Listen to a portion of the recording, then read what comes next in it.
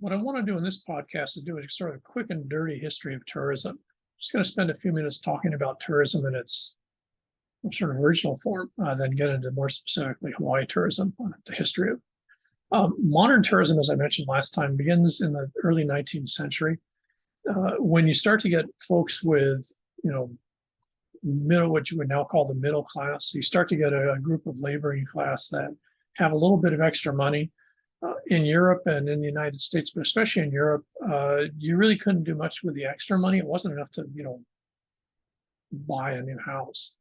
But there really wasn't, there were limited amount of goods and services that you could spend on. So people start to get upwardly aspirational in terms of furniture.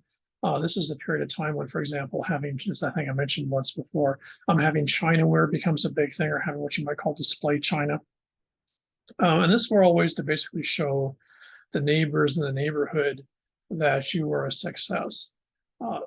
Again, in the European context, this tended to be somewhat different than the American context. European societies were and still are very economic class segregated, much more so than the United States is, where it tends to be sort of economic segregation. But in Europe, it's almost invariably social class standing and oftentimes tied to sort of, genealogy in terms of who your parents are.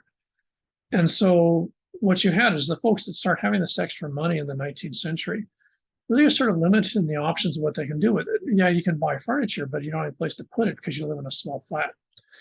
And so one of the options that's then available is basically other things that you can do. And again, remember that the thing about tourism that makes it so incredibly compelling is it's socially aspirational in the sense that you spend money being a tourist because, among other things, you want to do things that folks in your life situation don't normally get to do. So you get to basically upskill your life, but you can only afford to do so for a very short period of time.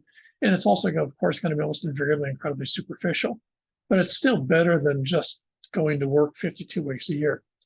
And so this is what tourism is. Tourism originally is a 19th century emulation by folks that have a little bit of money, basically emulating their betters. Now, pilgrimages in various shapes and forms are found in almost all societies, and they're invariably a huge sign of status, whether it be in China, Japan, whether it be in Europe. Going to some place as part of this, big display of wealth and power is symptomatic of almost all of sort of complex societies, and it's invariably limited to those with the socioeconomic situation, class standing, and power to make it happen. Whether it be the Catholic Church in terms of the Pope or cardinals going around, whether it be a king or a noble, going around to various properties. The royal family in England still does this when they go to their winter locations and summer locations, or going hunting with foxes. You see this in Europe with going to spas, and that's the original version of the concept of going to spa, or in England going to Bath, which was a spa. And again, these were limited to the wealthy. These were elites that did these things. And they're invariably these enormously spectacular, promenades, for lack of a better term. You'd have people who are actually doing it. They'd oftentimes have up to 20, 50, 100 carriages behind them, basically like a whole town moving. And all this was done in a very intentional way to make everyone else that couldn't afford to do it see this promenade and basically reinforce their power. To a certain extent, it was almost like a European form of what in Hawaii would be the traditional concept of makahiki, where the chiefs would parade around and everyone else is sort of being reminded of the power of the chiefs. And so mass tourism in the early 19th century is basically a short, cheap, dollar store version of what the wealthy were doing, as far as the middle class understood it. Now, the middle class weren't ever going to be able to do those things. They weren't going to be able to do it the same places because they weren't allowed there. But they want to at least take a shot at it because it's better than just living the life that they live otherwise. So the real key thing was this idea of escape, but it wasn't escape to go to some place. It was escape for a short period of time to turn into somebody or not. And this is a real important part of tourism that I think people don't really grasp. Tourists don't go to places just to experience the place.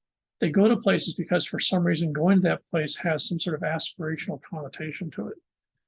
So this is why there's other places that have an equally good climate to Hawaii. but they just don't tap the tourism in the same way. It just doesn't work that way in the sense that people don't have that set of aspirational sort of concepts attached to it. And so tourism is very heavily based in this idea of a fantasy. For a short period of time, you engage in a fantasy. One thing, the classic example of tourism, of course, would be Disney. You purchase a ticket, you go into Disneyland or Disney World or whatever the Disney properties. And for a short period of time, you're somebody else, you're somewhere else, you're somewhere else. And then you leave and you're back to your normal life. That's sort of like almost like an espresso version of tourism in general. Now, tourism really doesn't get going then until you start to include the other concept, which is volume. You have to have a large number of people doing it or want to do it, or else you end up with what we would consider modern tourism. And in Europe, this starts in England. They started to develop rail lines, train networks at the time. But the problem that they were having, especially in the urban areas, is there really wasn't any reason to take the train. It was incredibly expensive. You'd be the equivalent of, maybe 50 or 100 bucks per trip. And so, people weren't going to take it as a form of daily commute. And so the problem that the trains had is they were having a hard time getting enough passengers to pay the bills. Same problem that the rail here is probably going to have. And so what they did is some geniuses, and again, I've never actually looked into this. I'm sure someone's probably done their dissertation or some sort of thing on it. But in the 1830s, 1840s, you have the London railway system, and they're going near bankruptcy. And some genius comes up with the idea of a sort of what would now be considered a very heavy public relations propaganda-based move. What they do is they realize that there's these coastal places, especially Brighton on the British coast, that had been a smuggling settlement. And once Europe has calmed down post-Napoleonic Wars, the place has basically gone, it's gone bankrupt. It's turned almost a ghost town because it made its money out of smuggling out of this stuff. Now that there's no wars anymore, they're out of business. And so there's these largely empty coastal fishing towns. And so some genius in this London system basically comes up with the idea of going out there. They buy a bunch of the property in this, basically destitute coastal village. And what they're doing is they then run the rail line out. It's not too far from London. So they run rail out to Brighton. And then what they do is this real heavy multimedia attack, if you would, on convincing people on several things. One is that the pollution in the cities is bad for you and the open, fresh sea air is good for you. The idea of soaking in salt water is good for you, which is sort of an excitement because the English Channel is incredibly cold. So that water is absolutely freezing. But nonetheless, they promote this idea of going to the beach. They promote this idea of exposure to the outside. Now, it's interesting to think at the time, people's attitude was outside air was actually unhealthy for you. The ocean was considered dangerous. Salt water was considered dangerous. Going to the beach was considered dangerous. So these guys literally have to do a huge public relations campaign to basically reverse people's attitudes about all this. Now, they're not interested in the upper class. They're interested in this urban, largely London population that's now got a little bit of extra change. And so what they do is they actually convince them. They do all sorts of things in newspapers and such like that to basically, push this idea that going to the beach for a weekend is actually going to be healthy for you. And it's a way to counter the dismal, grim world that you live in London in the mid-19th century. Now, what they also very cleverly do, and these guys didn't miss a trick, is they do two things simultaneously. And one is they take, some of this property they purchased on the coast, and they build these fantastic, again, in fact, in some ways, sort of a model for Disney, hotels and casinos and other stuff like this that are all sort of, vaguely Arabian Nights and all sorts of fantasy architecture, pretty cheaply built, but spectacular architecture and something you don't see anywhere else in the world. And they intentionally put it on this coast. So, and this becomes part of the package. You not only go to the weekend, for your health, but you're now going to live in a fantasy world for the weekend. They then very cleverly get some of the elites, including the Prince of Wales, to, by basically paying his way and a bunch of other sort of, not very pretty shady stuff. They get some of the British upper class to basically spend a couple of weekends out there partying, getting drunk, and gambling in the casinos and such like that, and then make a big thing about this in the press. So what happens is if you're part of this middle class in London and you're trying to, decide where you're going to spend 100 pounds or something like that, is all of a sudden you see that the Prince of Wales and his buddies have gone on this drinking spree in Brighton, and they had a really good time and they didn't get arrested and they came back. And some other folks went there, the 1800s version of the Kardashians or God knows who. And so the end result of all this is that, the wealthy folks that you would like to be like, that you aspirationally want to hang around with, that you would like to sort of accidentally bump into, are now hanging out at this place. And lo and behold, here's an ad, you can take your family for, 40 pounds for a weekend, take the train, sort of all expenses paid, go to Brighton for a weekend, have a good time and come back just for 40 pounds. And you too can basically for a couple of days pretend you're buddies with the royal family of England. And this is hugely popular. It saves the railways. There's this enormous amount of traffic. I think it totally surprised them. And it's sort of eerie because a lot of this is still around. This idea that the beach is healthy, the idea that seawater is healthy, the idea that getting out is healthy, the idea that cities are bad for you. It's not that that's untrue, but it's amazing if you looked at, say, 1810, you would have not seen any of that. By 1850, 1860, I was going like, yeah, you got to do this. And so this enormous change in public attitude, especially for the middle class, becomes the norm. Now, what's really interesting is Brighton's one of those few places that's actually survived. And the video clip here is actually on this page, takes you to Brighton. It's still there. Some of it's actually now a National Historic Site in England. But it's still a location where tons of Brits, and these are, again, working class Brits, go, they get drunk on their butts, they go and buy silly hats, which the British are really into for some reason, and do all this, buy the same type of goofy stuff that you'd buy at, say, ABC stores in Waikiki, and they do it in Brighton for the weekend. So it's now been, 160, 80 years that Brighton's been around, and it still works. And it's amazing. These guys were geniuses that thought of this because nothing like it had ever existed before. And this is the basis of modern tourism. Now, it's initially limited because, of course, people are doing this on their weekend. They didn't have days off. Then, as you start to speed up transportation, trains get faster, steamships get into the action. So now you can go to Paris for a weekend. Now you can do other stuff for a weekend. People start to lobby for having a week off or a vacation time. You also then get into this whole idea of again, sort of expanding this emulation. The royal family doesn't only go to England, they also go to Monte Carlo, they go to the Riviera, they go to Paris for lunch. And so what you get is your initially British, but also a lot of most of your other Western European, consumers start to get into tourism as a real attractive alternative to their day mundane normal life they're stuck with. And this pretty much is how it goes for another, till the turn of this 20th century. By 2010, 2015, what you have is, of course, then the growth of the automobile. And this is just a total sea change in tourism, in the sense of regional sense, because now you can take your car. Initially, what you can do is you can actually tow a small trailer. These are still really popular in Europe. They're called caravans. We call them like small auto trailers, I think.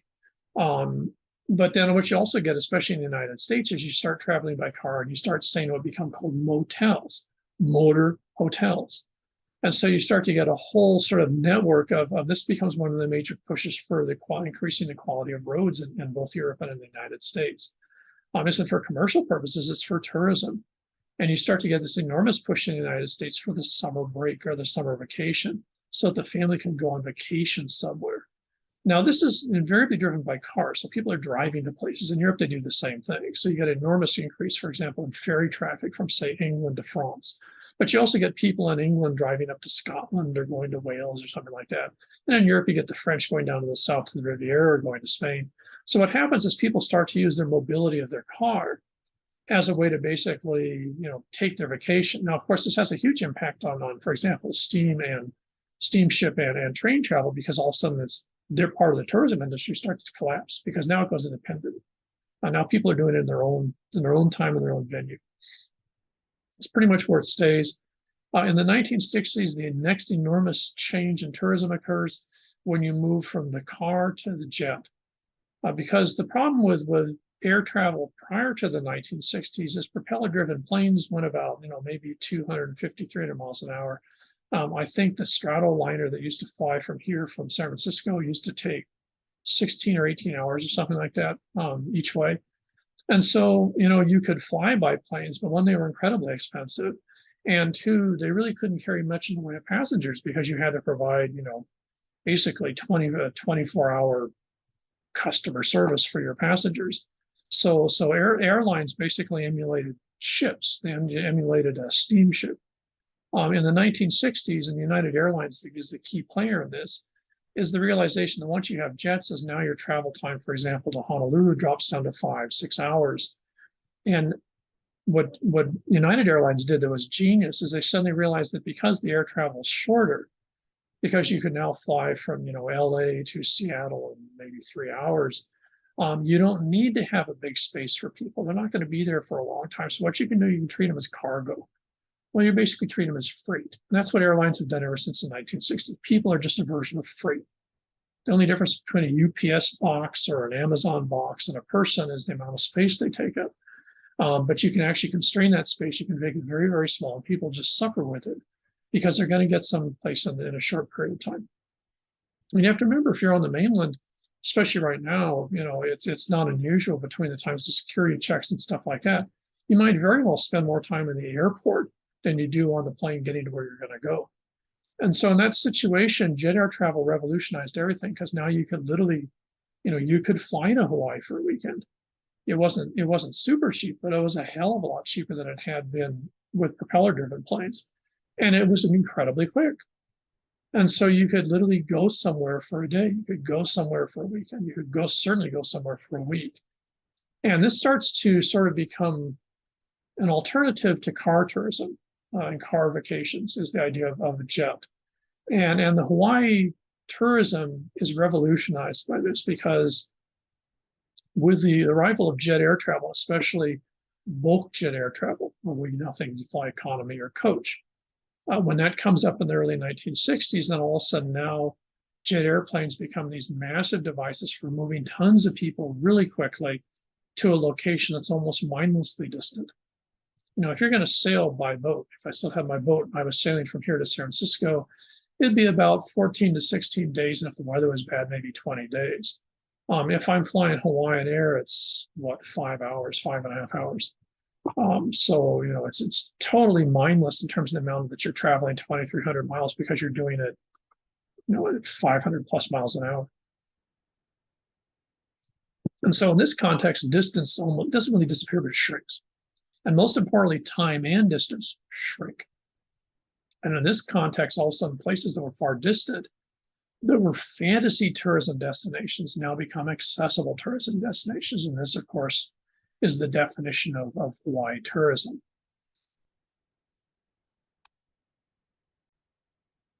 Now, in Hawaii's case, we're sort of an interesting situation because Hawaii, even from the time of Captain Cook's quote discovery of the Hawaiian Islands, is that the tourism in Hawaii was always a potential. Hawaii is the last discovered place in Polynesia, basically. And so in that context, the whole sort of fascination with Polynesia that's part of the Hawaii class, which basically can sort of summarize this idea of a paradise, Eden look. And then the Hawaiians, of course, become the children of paradise, or the children of Eden. And so when Europeans interact with Hawaiians, they're not actually looking at the Hawaiians as people. They're almost looking at Hawaiians as representatives of a fantasy they have. So if you want to put it in a modern context, Hawaiians were seen as the folks who work for Disney in Disneyland. They're not actually seen as real people. They're almost people dressed in outfits. Now, the outfits are Euro-American outfits, and the stereotypes are Euro-American stereotypes, but the stereotypes are already so powerful by the 19th century that they almost don't even notice the real Hawaiians. What they do is they get everything they see validates this sort of stereotype they have of Polynesians. And Hawaii is more accessible than the rest of Polynesia, one, because it's in the northern Pacific, so it's just a lot more accessible. By the early 19th century, it's an independent state. It's not part of a colonial empire, so it's much easier to get in and out of. And so by the 1830s, 40s, and 50s, Hawaii has already become sort of the de rigueur stereotype of Polynesia. And of course, Polynesia becomes sort of, the whole Pacific becomes subsumed under Polynesia. And so Hawaii becomes like the center icon, if you would, of this idea of the Polynesian life. And this becomes enormously part of a fantasy world, almost like Alice in Wonderland set of imagery that Euro Americans, especially Americans, start to generate and just generate in enormous amounts. And the more that this gets generated, the more that it becomes the stereotype, because almost no one's actually going to Hawaii. So the only thing they actually know about Hawaii is what they're reading about Hawaii generated by other Americans and or Europeans. And then basically Hawaii very quickly subsumes into sort of 2.5 stereotypes. One stereotype is the constantly erupting volcanoes, specifically Kilauea, but just basically the whole package of them. And so this becomes, it's the only spot in the world where there's a pretty good chance you can go to the Big Island and you can see something erupting. And this was even more true in the 19th century than it was in the 20th. And so this became a huge fascination because there was this enormously spectacular experience with nature. To a lesser extent, the windward sides of the island, say the North Shore, something like that, or say Peahi or someplace like that, we have these massive waves coming in a lot of the year. So the idea that nature is just sort of like going nuts in Hawaii. You've got volcanoes, you've got high surf, you've got cool rainforests, you've got all this stuff. And oftentimes rainforests directly laid on top of fresh lava, which is pretty unique to the Hawaiian Islands. And most of the rest of Polynesia, you don't see that same juxtaposition. And so Hawaii is almost seen as like the ultimate example of spectacular aspects of nature, sort of like in the same way that, say, Yellowstone is in the US mainland. On top of that, you also have the idea of the Polynesian paradise, which of course is sand, coconut palms, beach, blue water, et cetera, et cetera. And of course, that becomes Waikiki's stereotype, though it isn't initially Waikiki they're looking at. And then very quickly, what you do is you add the other sort of half of that, which is the folks that live in this environment, which would be the Hawaiian. Now, remember, we're not talking about Hawaiians as they are. We're talking Hawaiians and the European, Euro-American stereotypes of Hawaiians as the Polynesian children of God, the children of the Garden of Eden. And you still get this, this never disappears. This sort of morphs into what you still see today as the tourism packaging of the Hawaiian. Was already in place by the mid-19th century. But again, it wasn't as part of tourism. It was just these stereotypes of a fantastical place that people could, an individual could go to, like, say, Samuel Clemens, Mark Twain, Isabella Bird in the 1870s, and write about Hawaii and their experiences, and people would just consume it by the ton because they wanted to go there too. They couldn't. But the place became one of the fantasy centers of the world, in the sense of the place that dreams, were made, and the whole place was a dream. And so in this context, that what you get is the idea of Hawaii. Now, in the 20th century, what happens? As steam travel starts to pick up, what you start to get is getting to Hawaii becomes quicker. Now, it's not quick. It's always between 2 and 3 days by steamship. But more and more as the West Coast starts to develop, specifically Los Angeles and most specifically Hollywood, what you have is an interesting juxtaposition of the new medium, which would be film. So from a written media, which would be, Hawaii and the rest of the world written about in the 19th century, then maybe painted if it's someplace like Paris, Paris street scene painting, for example. But in the 20th century, what you have now is the moving picture. And so what happens in that is that the moving pictures, you end up with this weird, again, sort of synergy. The moving picture industry is trying to make themselves more interesting to the population. So what they're doing is they're hyping people. And you have to remember, if you're looking at folks like the Kardashian, and all these folks who are like, influencers and Instagram, TikTok, hot shots and stuff like that. They're basically just a 21st century version of movie stars of the early 20th century. And so the studios who made the movies and sort of ran, the public relations for these folks, were constantly trying to make sure they ended up in the public eye. You constantly had to hype someone up so that when their next film came out, everyone was ready for it and would want to go see it just because so-and-so is going to be in it. And so one of the ways that you did this is you had these folks go on vacation. And one of the problems you had is there weren't really a lot of attractive places that people could go to based in Los Angeles that would be exclusive enough to make folks who were movie stars, because you have to remember, acting in the movie industry in the early 20th century was just like one stage ahead of prostitution. the stage in the 19th century was considered to be morally suspect. And if you were involved in any sort of stage, but especially as an actor, it just sort of assumed that you had loose morals and all sorts of stuff, which, interesting enough, is not just a Euro-American thing. It was even more so in Asia. It still isn't actually much of Asia. So what you had is the movie industry was trying to sort of upscale their image.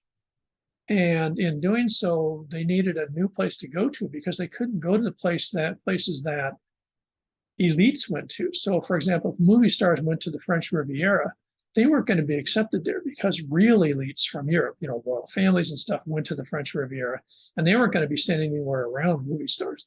So movie stars needed new elite places to go to project their image and project their uniqueness. And they hit on the idea of Hawaii, specifically Waikiki, as being where movie stars basically made their version of the French Riviera. If you look at stuff in the 20s, 30s, and 40s, you'll frequently see that's actually referred to that way. Waikiki is actually talked about as being the Pacific Riviera. And Waikiki very much modeled itself on basically being a Pacific Island, North Pacific version of the French-Italian Riviera. And so in that context, what happens is the movie industry makes Hawaii, specifically makes Waikiki, into the locus point for the destination for the movie star industry. And so they feed off of each other. Movie stars come to Hawaii, they get filmed by the movie companies. And so in doing so, they then promote themselves, promote their films. And of course, they're also promoting Waikiki. And of course, you still see this, the huge push always going on here about, providing more film and movie and TV productions here.